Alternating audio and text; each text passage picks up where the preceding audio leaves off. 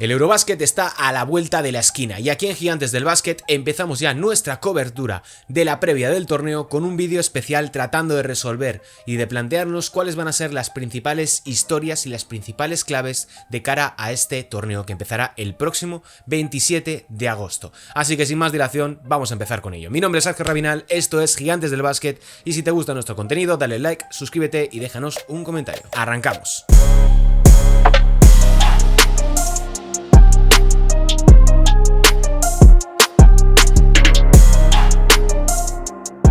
Hola, ¿qué tal? Bienvenidos y bienvenidas un día más aquí a Gigantes del Básquet y os cuento rápido qué es lo que os vamos a traer a lo largo de este próximo mes en el canal de YouTube y en nuestras plataformas de audio en podcast, en el canal de Gigantes Daily. Vamos a hacer una previa de todas y cada una de las principales selecciones candidatas a cosas importantes, así como de los rivales de la selección española en ese grupo C. Hablaremos, evidentemente, de Grecia, de Italia, de Eslovenia, de Alemania, de Serbia, etcétera, etcétera, etcétera, etcétera, así como otros contenidos que vamos a ir trayendo, alguna que otra sorpresa, en forma de entrevista, en forma de invitado especial, así que queríamos iniciar con este vídeo que es un poco más general para ver cuál es la situación de las principales candidatas a conseguir medallas, cuál es un poco el sentir de cara a este torneo que a mí personalmente me gusta muchísimo. El Eurobásquet es mi campeonato favorito de todos los que hay de baloncesto de selecciones profesionales en masculino. Y hoy quería hablar un poco de las grandes historias a seguir, de las grandes cuestiones a resolver, preguntas que tengo y que también os lanzo para que me dejéis vuestra opinión en comentarios, en la plataforma en la que nos estéis viendo / escuchando, y con la primera cuestión que quería empezar es ¿con qué selección es la gran favorita? ¿Cuáles son las grandes aspirantes a poder pelear por coronarse campeona de Europa en este 2025? Que lo más seguro es que evidentemente no sea la selección española. Creo que hay diferentes niveles. En un primero, creo que está Serbia y creo que está Alemania. Y a partir de ahí empieza el resto de aspirantes. ¿Por qué digo que Serbia y Alemania están a otro nivel? Principalmente por una cuestión de plantilla. Tanto Serbia como Alemania plantean una lista profunda, con perfiles muy distintos y con varias estrellas. Yo creo que podemos hablar del término estrellas de cara a este torneo. Por parte de Alemania, más allá de que sea la vigente campeona del mundo, tiene a un Dennis Schroeder que, aunque no ha llegado en un gran momento de forma, no ha tenido una temporada de NBA espectacular, ha tenido 2 traspasos, empezó en Brooklyn, luego lo movieron a Golden State y de Golden State lo movieron a Detroit. Por el camino fue traspasado varias veces, pero no llegó ni siquiera a formar parte del equipo. Y además hay que añadir a Franz Wagner, que creo que es un jugador que está en ese punto ideal para dar un salto de calidad respecto a lo último que vimos de él, que fue en la Copa del Mundo, donde además tuvo también bastantes problemas físicos, y en el Eurobásquet de 2022 fue una de las grandes sorpresas. Y luego, evidentemente, Serbia. Creo que lo que estamos viendo de Serbia en este último ciclo, en estos últimos 5 años, es probablemente su mejor baloncesto desde que es un país independiente y no forma parte de la conglomeración de Serbia y Montenegro, ni de la República Federal de Yugoslavia. Es una generación que ha ido cociéndose poco a poco y que han acabado convergiendo en el momento ideal. Los Bogdanovic, los Micic, el compromiso de Nikola Jokic, que no hay que darlo por sentado, dado el nivel que tiene, el desgaste físico al que se ve expuesto en la NBA, así como otros tantos jugadores, Guduric, Milutinov, que ya está en la fase final de su carrera, Petrusev, que está dando un paso adelante, u otros jóvenes como puede ser el caso de Nikola Topic. Creo que Serbia es el conjunto que más preparado está a nivel de profundidad de cara a este Eurobásquet. Creo que Alemania llega un poquito más tocada, además de la duda por el hecho de ser un nuevo entrenador, de Alex Mumbrú, que toma el relevo de Gordon Herbert, que es difícil superar lo que ha realizado el entrenador canadiense y que, bueno, deja eso, pues como digo, diferentes niveles. En el segundo nivel es difícil también, pero yo creo que aquí hay que meter a Eslovenia, a Grecia, a Italia, a Francia y España, y los meto un poquito dudando bastante de lo que puedan realizar, porque Francia se presenta con múltiples bajas, no tiene a Matías Lesor, no tiene a Rudy Gobert, no tiene a Van Fournier, no tiene a Víctor Wembanyama, que me he olvidado el más importante, y España 3/4 de lo mismo. a pesar, además de todas las bajas que tiene, es decir, de Lorenzo Brown, de Juan Núñez, de Sergio Llull, que se ha retirado recientemente, de Alex Abrines, que también se ha retirado. O sea, a eso hay que sumar también una cuestión de que el equipo todavía está formándose. Hugo González, que me lo he dejado también. O sea, está todavía en un proceso de transición. Por tanto, me cuesta meterlos en el segundo nivel, pero tampoco los veo como para estar en un tercer tier. Por tanto, los dejo ahí un poco como el caso de Francia y España, más por una cuestión de historial que por una cuestión de lo que puedan ser ahora mismo capaces de hacer. Aunque ahora mismo solo hayamos visto un partido de preparación de España y ha sido contra Portugal y pasó lo que pasó, etcétera. Bueno, tenéis análisis ya en el canal de YouTube. Bien, pero sí que con Italia, con Grecia y con Eslovenia tengo un poquito más de confianza. Porque son equipos que son muy... tienen la capacidad de pelear y de guerrear cada eliminatoria, lo hemos visto en estos dos últimos grandes torneos, tanto en la Copa del Mundo como en el Eurobasket. Digo grandes torneos porque tienen más equipos involucrados, no porque sean más importantes. Pero sí que Italia, Grecia y Eslovenia han llegado bastante lejos, Eslovenia menos, pero han llegado bastante lejos gracias a esa capacidad de resistir, de competir y de pelear hasta el último momento. Sobre todo en el caso de Italia es un equipo muy a tener en cuenta, a pesar de que llegue con la baja de Nico Mannion, de Donte DiVincenzo y que Darius Thompson se acabe de incorporar recientemente a la convocatoria. Creo que son tres equipos muy a tener en cuenta de cara a la pelea por las medallas. Y luego ya, en un tercer nivel, en el cual no quería meter a España ni a Francia por una cuestión histórica, está Letonia, está Lituania y está Polonia. Tres equipos que en los últimos torneos han hecho buenos resultados. Cabría también meter a Finlandia, pero tengo un poco de dudas respecto del nivel que puede ofrecer ahora mismo Lauri Markkanen. Pero bueno, vamos a la siguiente cuestión y desarrollo un poco lo que acababa de decir, que es el tema de España. ¿Cómo puede rendir la selección española en este Eurobasket de 2025? Es una pregunta que tiene una respuesta muy complicada de dar porque ahora mismo no sabemos cuál va a ser o cuál es verdaderamente el nivel del conjunto dirigido por Sergio Scariolo. No sirva como excusa, pero sí como explicación que las bajas importan muchísimo. El hecho de no tener a un manejador principal y de un nivel como el que había mostrado Lorenzo Brown en el Eurobasket de 2022, un poquito menos en los Juegos Olímpicos del año pasado, donde no estaba bien físicamente, también por eso causó baja en la Copa del Mundo de 2023, creo que es una limitación muy importante para las aspiraciones de la selección española. Porque a día de hoy, y lo hemos visto, y creo que el caso más representativo es el de Serbia y es el de Alemania, que cuando tú tienes a un manejador de primer nivel, como es Dennis Schroeder y como es Bogdan Bogdanovic, todo es mucho más sencillo. Porque puedes construir a través del bloqueo directo, puedes encontrar situaciones de uno contra uno que puedan ser mucho más favorables, incluso Serbia, el caso de Alex Abramovic, que no es un manejador a nivel ofensivo de primer nivel, pero sí que te puede hacer el apaño, o creo que está por delante a nivel de potencial ofensivo, que pueda ser el caso ahora mismo de Alberto Díaz, de Sergio de la Rea, de Mario Sansuperi, que son perfiles distintos. Alberto Díaz me parece un grandísimo jugador en baloncesto FIBA para un rol de unos 15-16 minutos de juego. Creo que la mejor prueba de ello fue el Eurobasket 2022, y cuando ha tenido que asumir un rol de base titular, ahí se complica mucho porque no puedes explotarle de la mejor manera posible.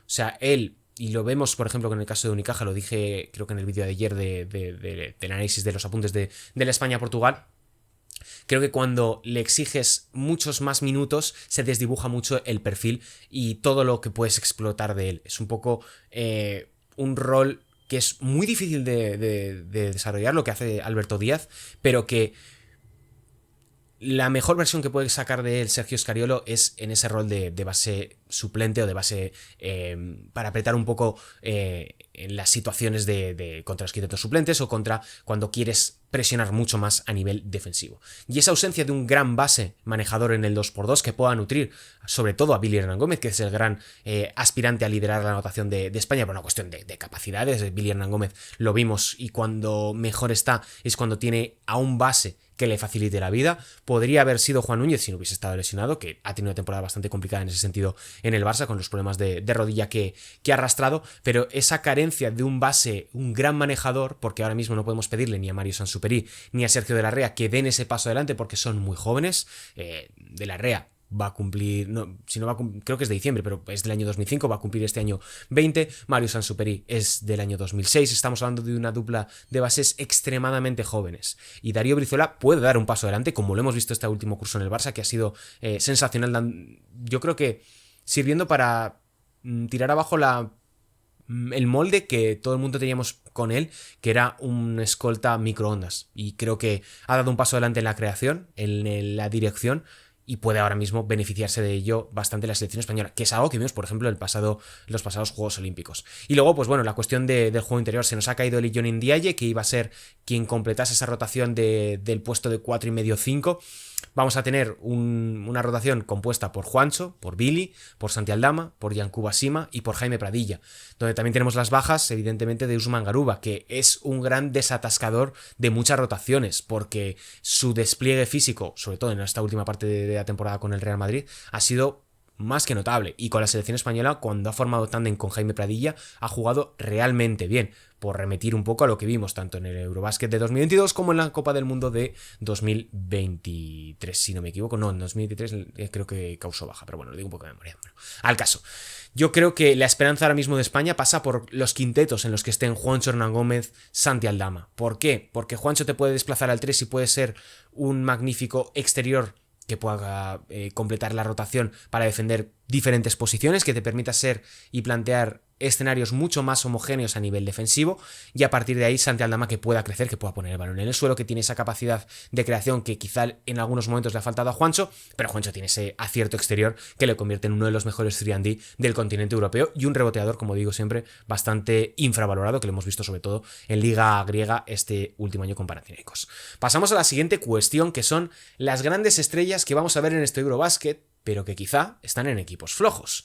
Hablemos un poquito de Grecia, que mañana viernes tendréis la previa de la selección helena, que lo hemos grabado hace un ratito con Sergio Llebrés, donde analizamos todo esto de las bajas que tiene los griegos, de las dudas que podemos tener con jugadores como Kostas Sloukas, como Tyler Dorsey, y lo solo que puede estar en ese sentido Giannis Antetokounmpo, que es un conjunto bastante interesante, bastante profundo, pero que plantea además las bajas de Rokavopoulos, de Papagiannis, de Calates, de World Cup, que nos deja un poco de duda de cara a lo que pueda hacer la selección helena de cara a este próximo torneo. Pero es que teniendo a Giannis Antetokounmpo, que es uno de los 3 mejores jugadores de este Eurobasket, lo pongas en el orden que quieras respecto de Doncic y de Jokic, pues bueno, todo es posible. Y si tienes un emparejamiento interesante de cara a octavos y cuartos, un lado del cuadro bastante despejado, yo creo que Giannis puede liarla y puede meter a Grecia en semifinales. Ahora bien, es hacer un poco castillos de arena, porque es muy difícil predecir lo que puede ocurrir. También hay que añadir la situación de los jugadores griegos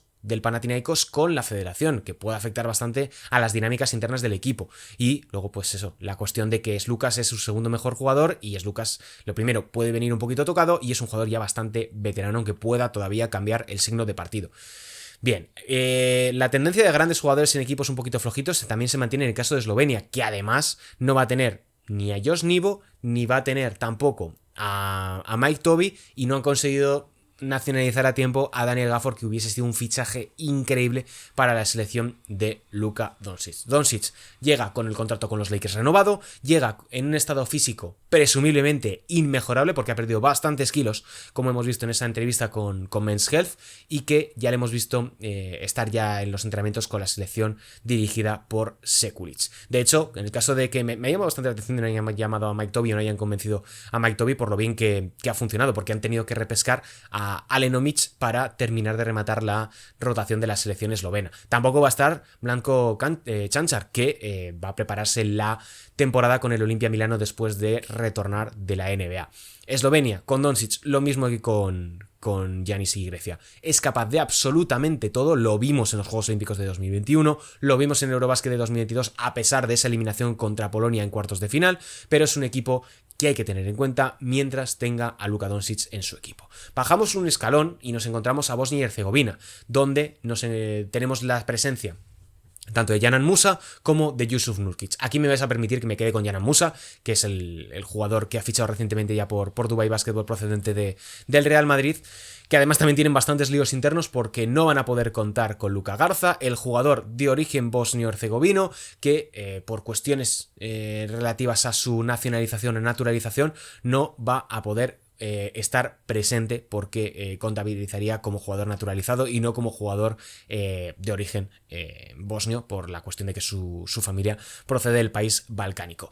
Tampoco va a tener a Emir Suleimanovic por cuestiones personales, y eso deja al recién nacionalizado Xavier Castañeda, el jugador del Unicaja, como su gran referencia desde el puesto de escolta, base escolta, etc. Pero quiero quedarme con Musa, un jugador que ya en el Eurobasket de 2022 fue realmente impresionante lo que hizo, que tuvo un partidazo contra la selección de Eslovenia, si no recuerdo mal, y que a mí personalmente cada vez que juega con Bosnia es un fijo al que seguir de cerca. Musa es y ha sido siempre uno de los grandes talentos del baloncesto europeo desde su etapa en cadetes, que llegó a ser campeón del Eurobasket de sub-16 para clasificarlos posteriormente al Mundial sub-17. Y Musa, cuando se viste la elástica del conjunto de Bosnia y Herzegovina, es un jugador completamente diferente, alguien que es aspirante a ser máximo anotador de este torneo y al que seguir muy de cerca. Con Jusuf Nurkic tengo un poquito más de dudas porque es un jugador bastante más inconsistente. Pero bueno, pasemos a hablar de Finlandia, que tiene también a Lauri Markkanen, que en el Eurobasket de 2022 metió a la selección finlandesa en cuartos de final. Un hito que será muy difícil de replicar por el nivel que va a haber en este Eurobasket, por el cuadro que pueden tener, por lo difícil que es de predecir, y porque yo con Lauri Markkanen tengo un poquito más de dudas de que pueda estar al nivel que vimos durante ese último torneo. ¿Por qué? Porque las dos últimas temporadas con los Utah Jazz han sido un poco irregulares y difíciles de medir. Ya faltó en el preolímpico del año pasado en Valencia, que era una de las grandes opciones que tenía la selección finlandesa para poder meterse en los Juegos Olímpicos. No estuvo finalmente. En 2022 fue uno de sus máximos anotadores, pero es cierto que nadie tenía en su quiniela que Markkanen pudiese estar a ese nivel. Sorprendió un poquito a todos, y el tiempo ha pasado también para jugadores como Sasu Salin, que pues bueno, ya no está al máximo nivel de lo que podíamos esperar respecto a hace 4 años. Hablemos también de Letonia, que es el último equipo que tengo aquí destacado de grandes estrellas en equipos flojitos.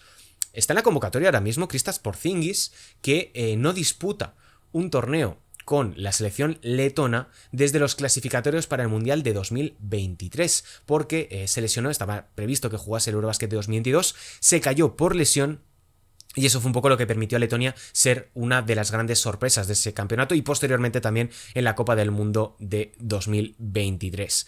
Su último torneo completo, es decir, su última participación en una competición de selecciones a gran nivel, fue el Eurobasket de 2017. Es decir, han pasado ya bastantes años desde la última vez que vimos a Kristaps Porzingis con la selección letona en un torneo a tiempo completo, donde hizo 23 puntos y 6 rebotes. Y la realidad es que Letonia ha jugado muchísimo mejor sin Porzingis que con él. Ahora llega después de una temporada realmente complicada, con problemas de salud constantes en los Boston Celtics, ha sido traspasado a los Atlanta Hawks y seguro que va a querer reivindicarse, aunque de nuevo la cuestión física no puede dejarse de lado a la hora de hablar del jugador letón formado en el Club Baloncesto Sevilla. Hablemos también de las ausencias, de los jugadores que se nos han caído de cara a este Eurobasket y que ya está, ahora mismo estoy grabando 7 de agosto, confirmadas. En Italia se nos cae Donte Di Vincenzo por lesión, que es una absoluta pena por todo el proceso que habían llevado la Federación Italiana para acabar consiguiendo su pasaporte. Le sustituye el mencionado Darius Thompson y tampoco van a tener a Nico Mannion. Donte Di Vincenzo, afortunadamente, como dijeron tanto Pocheco como Datum en la rueda de prensa que dieron para anunciar que causaba baja Di Vincenzo, está comprometido en los años venideros con la selección italiana. Por tanto, gran noticia, a pesar de que no vayamos a poder verle en este Eurobasket, que hubiese sido uno de los jugadores más importantes a seguir. Tenemos bajas también en Francia, que lo mencionaba antes, que es una de las grandes damnificadas por un calendario muy complicado, por el hecho de que ya no computa el rendimiento de los torneos de cara al futuro. Por tanto, ya están pensando más en el Mundial de 2023 que en el resultado que pueden tener en este Eurobasket el Mundial de 2027, perdón, y lo que pueden hacer en este Eurobasket de 2025. Se caen Víctor Wembanyama, Ivan Fournier, Rudy Gobert y Matías Lesor. 4 con los cuales podías formarte una muy buena alineación y un muy buen quinteto. Luego lo mencionado, el caso de España, que no tiene ni a Lorenzo Brown, ni a Juan Núñez, ni a Garuba, ni a Hugo González, ni a Sergio Llull, ni a Eli Johnny Ndiaye ahora mismo, ni a los jugadores más jóvenes que puedan ser Adaimara, Izan Almansa y otros tantos que pues bueno, han primado un poco preparar su próxima temporada en el NCAA o bien en el baloncesto profesional, ya en el caso de Izan Almansa. Bien, caso de Lituania, y con esto termino, no va a estar tampoco Domantas Sabonis, que es siempre un maximizador a nivel ofensivo, que lo vimos en los últimos torneos con la selección lituana, lo cual deja todo en manos de un Jonas Valanciunas, que ha tenido bastante lío este último verano con su posible regreso a Europa, pero que finalmente va a jugar en los Denver Nuggets junto con Nikola Jokic. Y eso también nos va a permitir ver a Rokas Jokubaitis en un rol bastante interesante, así como con Tadas Sedekerskis, el jugador del Baskonia. Previa genérica para empezar un poco esta cobertura del Eurobasket 2025, que empezará el próximo 27 de agosto, que se va a poder ver los partidos de la selección en RTVE y el resto por Courtside, por la plataforma oficial de FIBA, que es bajo suscripción. Ahí tendréis todo el contenido que va a salir, todos los partidos presumiblemente de este Eurobasket, que la verdad es que por el precio que tiene merece bastante la pena. Y aquí en Gigantes del Básquet os contaremos todo lo que ocurra, tanto en la previa como durante el torneo, con mucho contenido y especial, con algún que otro invitado que estamos ya tratando de cerrar. Así que nos despedimos, mi nombre es Sergio Rabinal. Si habéis llegado hasta aquí, recordad suscribiros o seguirnos si nos estáis escuchando en plataformas de podcast, en el podcast Gigantes Daily. Dadle el like y dejadnos un comentario con vuestra opinión de lo que esperáis ya de cara a este Eurobasket, qué expectativas tenéis y qué podemos esperar de cara a un torneo que tiene muy buena pinta. Yo me despido, un saludo y hasta la próxima.